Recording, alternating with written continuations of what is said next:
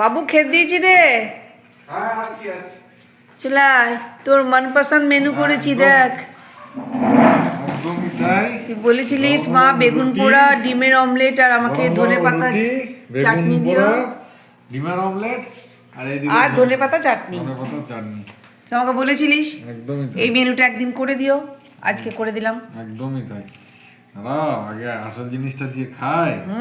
খাও খাও, দেখি কেমন লাগে। আর তো শীত চলে গেল, বেগুন পোড়ার স্বাদ আর অলমোস্ট যাওয়ার পথে গো। গলা খুসখুস করছে, ঠান্ডা লাগছে।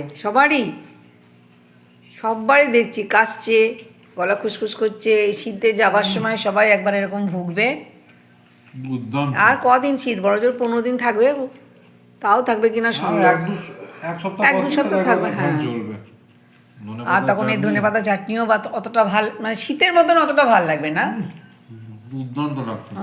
টমেটো দিয়েছি, কাঁচা লঙ্কা দিয়েছি, আর একটু তেঁতুল দিয়ে বেটেছি টকটক করে। অন্যরকম হয়েছে। তেঁতুল দিয়ে বাটলে না টকটা, মানে চাটনিটা একটা অন্যরকম হয়। এর সঙ্গে একটু পুদিনা পাতা দিলে ভালো লাগতো, পুদিনা পাতা নাই আমার কাছে। পরে কিন্তু ধনে পাতা পুদিনা পাতা মিক্স করে চাটনি কিন্তু খুব ভালো হয়। হ্যাঁ, ভালো হয়।